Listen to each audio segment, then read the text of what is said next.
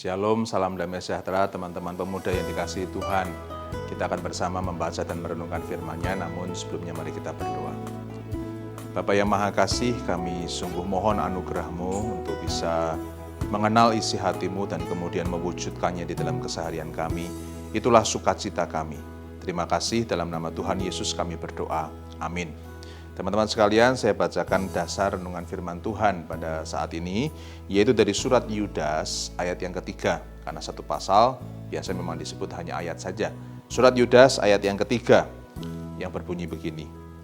Saudara-saudaraku yang kekasih, sementara aku bersungguh-sungguh berusaha menulis kepada kamu tentang keselamatan kita bersama, aku merasa terdorong untuk menulis ini kepada kamu dan menasehati kamu, supaya kamu tetap berjuang untuk mempertahankan iman yang telah disampaikan kepada orang-orang kudus. Sampai demikian jauh pembacaan firman Tuhan. Teman-teman sekalian, pertanyaan yang saya ajukan pada sore ini atau pada malam ini adalah, perlukah kita memperjuangkan iman? Nasihat dari Yudas ayat ketiga ini jelas, supaya kamu tetap berjuang mempertahankan iman. Artinya harus berjuang. Tetapi mungkin muncul pertanyaan dalam benak kita, haruskah berjuang iman itu? Bukankah Roma pasal 3 ayat 23, 24, pasal 6 ayat yang ke-23, Efesus 2 ayat 8 dan 9 mengatakan bahwa iman itu adalah anugerah Tuhan. Lalu untuk apa kita memperjuangkan iman? Atau dalam hal apa kita memperjuangkan iman? Bagaimana kita memperjuangkan iman? Teman-teman pemuda, perlukah kita berjuang di dalam iman? Kalau itu merupakan anugerah Tuhan, perlukah kita memperjuangkannya? Anugerah yang Tuhan berikan kepada kita tidak serta-merta membuat kita santai-santai dan tidak berbuat apa-apa, kemudian iman itu datang sendiri kepada kita. Alkitab mengatakan dengan jelas bahwa iman yang membuat kita percaya kepada Tuhan Yesus dan diselamatkan itu adalah anugerah. Keselamatan itu adalah karya dari Tuhan semata-mata dan diberikan kepada kita. Di situ anugerah Tuhan berikan kepada kita oleh karena kita tidak mampu menghasilkan iman. Di dalam kondisi kita sangat rusak karena dosa kita, total kerusakannya, total depravity. Karena dosa itu tidak akan membuat kita tidak akan mampu menghasilkan iman yang benar. Kalaupun kita percaya kepada Tuhan, di dalam keberdosaan kita, maka selalu tujuannya itu dosa, motivasinya itu dosa, dan kadangkala sikap tingkah laku iman kita pun merupakan dosa. Kita bisa mengevaluasi dosa macam apa itu. Tetapi hal itu semua menunjukkan bahwa memang iman keselamatan di dalam Tuhan Yesus itu adalah anugerah Tuhan, karena kita tidak akan mampu menghasilkan yang baik. Namun setelah kelahiran baru kita, setelah Roh Kudus melahir barukan kita, membawa kita untuk mengaku dosa kita, percaya dan bertobat di hadapan Tuhan Yesus, menjadikan Tuhan sebagai Raja, dan Roh Kudus di dalam hati kita memotivasi dan menolong kita. Disitulah peran kita untuk memperjuangkan iman. Nah, itu sebabnya saudara sekalian, memperjuangkan iman ini bukan usaha manusia tanpa anugerah Tuhan. Memperjuangkan iman juga bukan kehebatan kita. Sekali lagi saya katakan tadi, kita ini rusak total karena dosa. Dan ketika kita dilahir barukan, kita harus berjuang di dalam iman kita. Seperti nasihat dari surat Yudas ini. Perjuangan seperti apa? Dan kenapa kita mesti berjuang? Yang pertama, teman-teman sekalian, kita mesti memperjuangkan iman kita. Karena itu adalah respon logis dari keselamatan yang Tuhan berikan kepada kita. Tuhan sudah memberikan keselamatan, memberikan jaminan hidup kekal, memberikan kunci kerajaan surga, menganugerahkan, mengutus Roh Kudus untuk menyertai kita.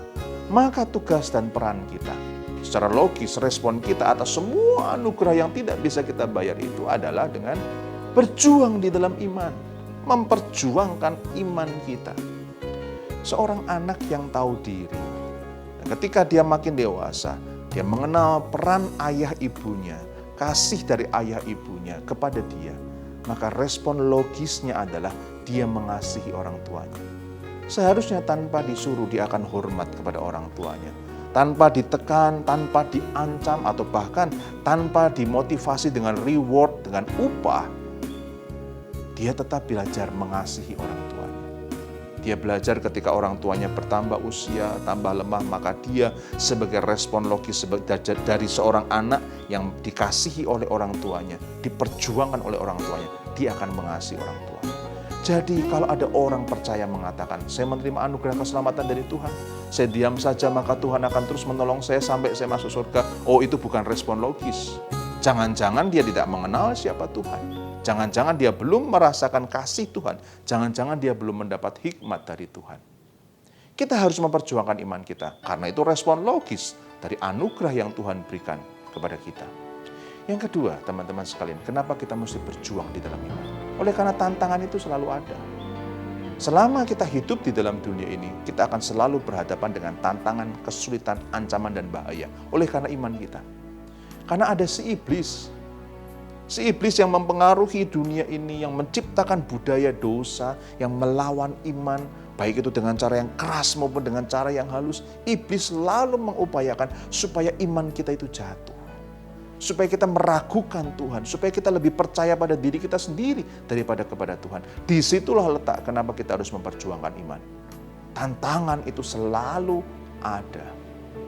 Yang ketiga, teman-teman sekalian, kenapa kita harus mesti memperjuangkan iman kita? Oleh karena perjuangan iman itu sama dengan berjuang melawan diri sendiri. Tantangan terbesar Adam dan Hawa bukan dari iblis, tapi dari hawa nafsunya untuk menjadi seperti Allah.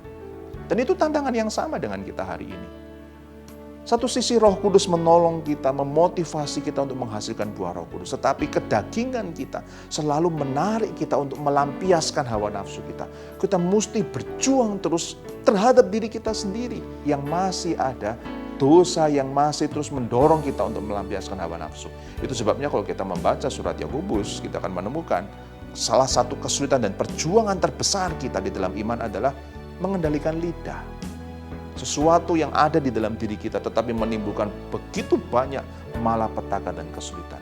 Kita mesti berjuang di dalam iman oleh karena kita belajar mengendalikan, mengontrol, memimpin hidup kita supaya sesuai dengan kehendak daripada Allah Roh Kudus. Yang keempat, teman-teman sekalian, kenapa kita mesti memperjuangkan iman? Karena itu adalah wujud cinta kasih kita kepada Tuhan. Kalau kita mengasihi Tuhan, apa buktinya? Kita mengatakan kita taat kepada Tuhan. Apa buktinya? Buktinya adalah berjuang di dalam iman. Kurenungkan firman-Mu siang dan malam. Bukankah itu perjuangan? Membalas kejahatan dengan kebaikan, doa, dan kasih. Bukankah itu perjuangan iman? Menerima semua perlakuan-perlakuan buruk dan mempercayakan semuanya kepada Tuhan tanpa membalas mereka dengan kejahatan. Bukankah itu perjuangan iman?